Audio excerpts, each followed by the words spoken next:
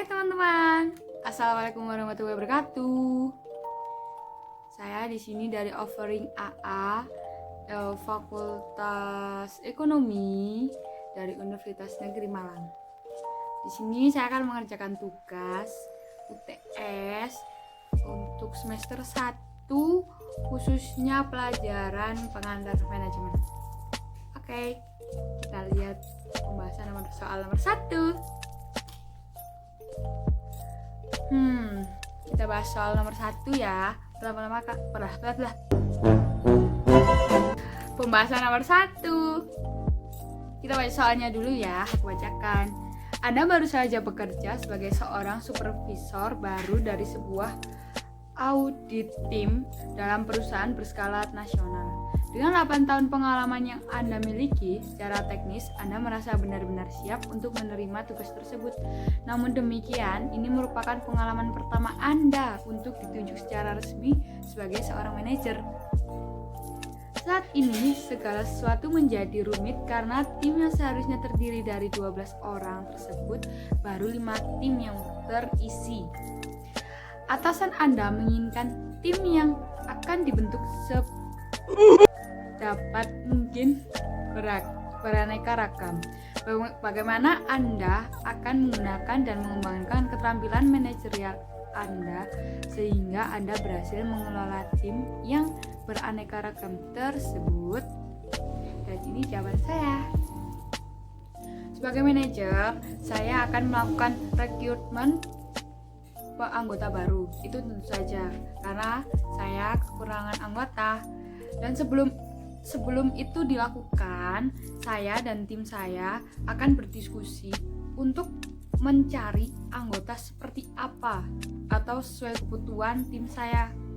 Saat rekrutmen, saya akan mengambil penilaian dari yang pertama, cara berpakaian seseorang, karena cara berpakaian adalah first impression kita. Yang kedua, cara bicara dan bahasa, karena ketika bicara dan bahasa tahu bahwa seseorang itu cerdas atau tidak. Yang ketiga, saya akan melihat keyakinan seseorang. Kalau diwawancara itu dia yakin apa enggak untuk jawabannya, seperti itu. Itu bisa jika tidak yakin itu akan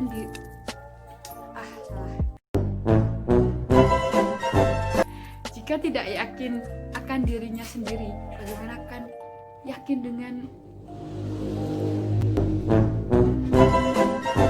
perusahaan kalian, ya kan? Terus setelah saya mendapat anggota atau sudah lengkap di tim saya 12 orang, saya akan berbaur dan mengenal satu persatu karakter dari tim saya. Karena sebagai pemimpin mereka, saya harus mengenalnya. Setelah itu saya akan menjadi leader bagi mereka yang bisa bergabung dengan mereka tanpa ada batasan atasan. Jadi kita akan berdua membangun perusahaan bersama. Enggak berdua sih, satu tim kita membangun perusahaan menjadi lebih sukses.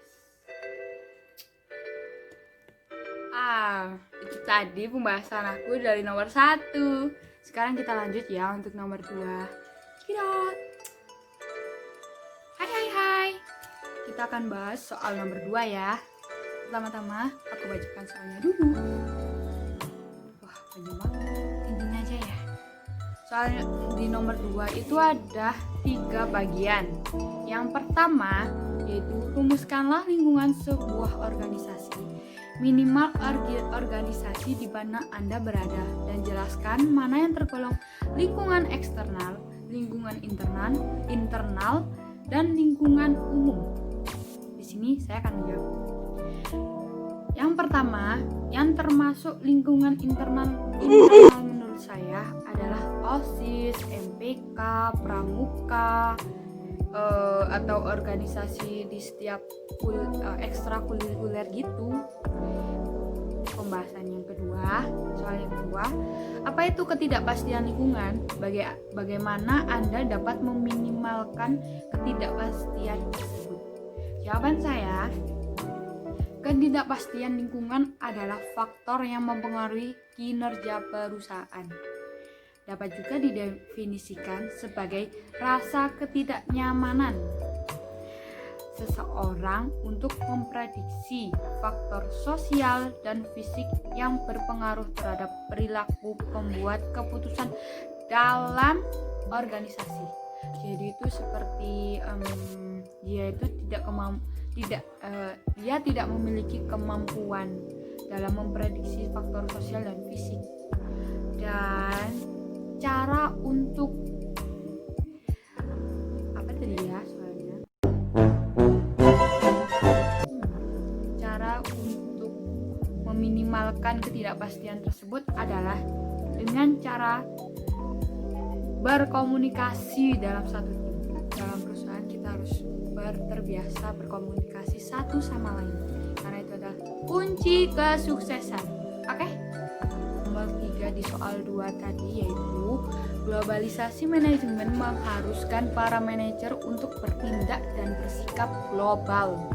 Mengapa organisasi harus terlibat dalam persaingan global? Apa dampaknya terhadap budaya kerja organisasi? Dan ini jawaban saya. Harus sih, kalau perusahaan itu harus mengenal global ya, karena dengan mengobalkan barang yang kita jual akan dikenali dunia, atau juga bisa sebaliknya kita bisa mengetahui keinginan para konsumen dalam lingkup dunia atau global. Oke, jadi kita tuh di sini bisa bisa menggunakan media sosial, majalah, koran, dan lain-lainnya untuk mengetahui keinginan dan kebutuhan konsumen saat ini. Seperti itu. Salah.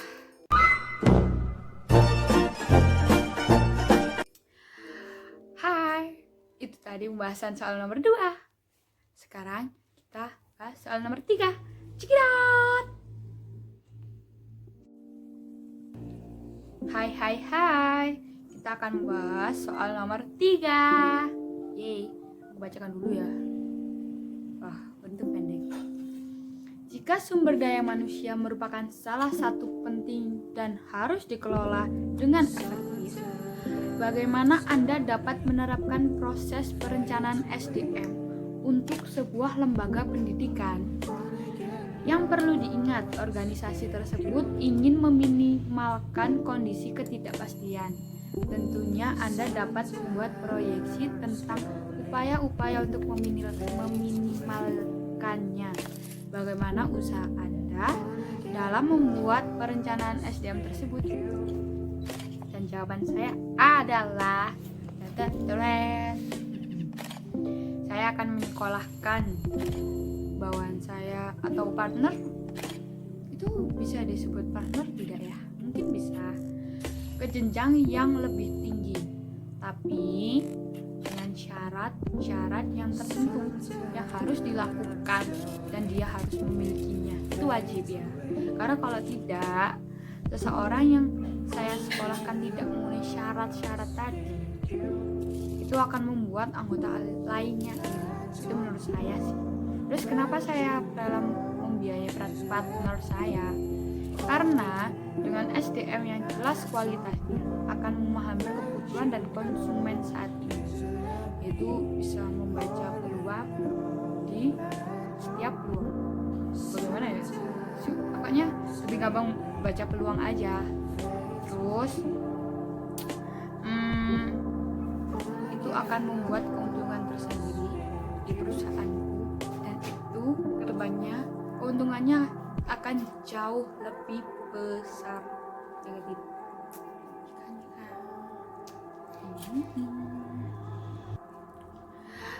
Hai, tadi jawaban nomor 3. Kita lanjut ke nomor 4 ya. Cikidot. Hai. Aku di sini akan bahas nomor 4. Yeay. Ini soalnya ya, aku bacakan soal dulu. Agak agak panjang sih, dengerin aja. Sebuah perusahaan penghasil alat permainan anak-anak atau alat permainan edukatif ingin mengembangkan daerah pemasaran kedua daerah baru yang dianggap potensial, yaitu Malang dan Surabaya. Sebelumnya perusahaan telah beroperasi di daerah Bandung, Medan, Jogja, dan Semarang. Perusahaan juga sedang mempertimbangkan untuk mengembangkan satu jenis produk terbaru, yaitu pakaian seragam anak-anak, sehingga jenis produknya bertambah menjadi 3, atau alat permainan, minuman, dan pakaian. Berdasarkan informasi tersebut, jenis struktur organisasi apa yang tepat untuk perusahaan tersebut, dan gambarkan dengan jelas bentuk struktur yang Anda maksud. Jadi struktur yang aku maksud itu ada jadi ini yang aku maksud di nomor 4 ya. Di atas sendiri itu ada direktur, yaitu pemilik perusahaan atau pemilik perusahaan seluruhnya. Jadi cabang-cabang itu miliknya direktur yang mengawasi juga. Terus di bawahnya itu kan udah ada ada tokonya, ada di daerah Bandung, Medan, Jogja, Semarang. Jadi itu di bawahnya direktur ada manajer-manajer di setiap daerah atau kotanya. Dan di setiap daerah kota itu tadi itu ada kepala bagian pegawaian, kepala bagian produksi, kepala bagian pemasaran, dan kepala bagian keuangan. Kepala bagian ini atas disebut biasanya manajer setiap bagian-bagian di perusahaan kecil atau cabang ya. Seperti itu.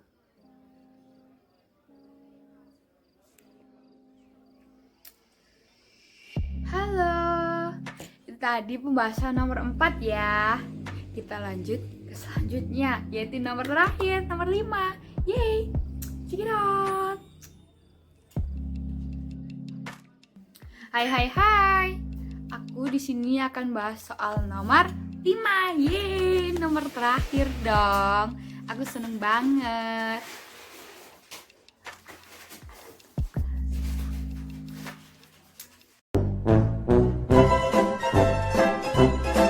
Hai. Aku di sini akan bahas soal nomor 5. Nomor terakhir. Yeay. Sebelum itu, aku bacakan soal dulu ya. Berhubungan dengan soal nomor 4. Setiap strategi yang ditetapkan akan berdampak pada perubahan struktur organisasi. Jelaskan maksud dari pernyataan tersebut. Ini jawaban aku. Kesimpulan sih. Dan ini beberapa ya di YouTube lah ya. Bukan di Google, oke? Maksud dari pernyataan tersebut bagi saya adalah setiap strategi akan mempengaruhi perubahan struktur organisasi.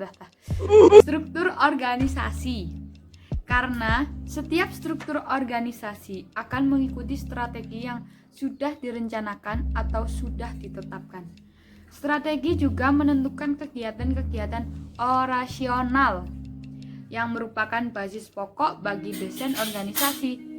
Selain itu, strategi menentukan lingkungan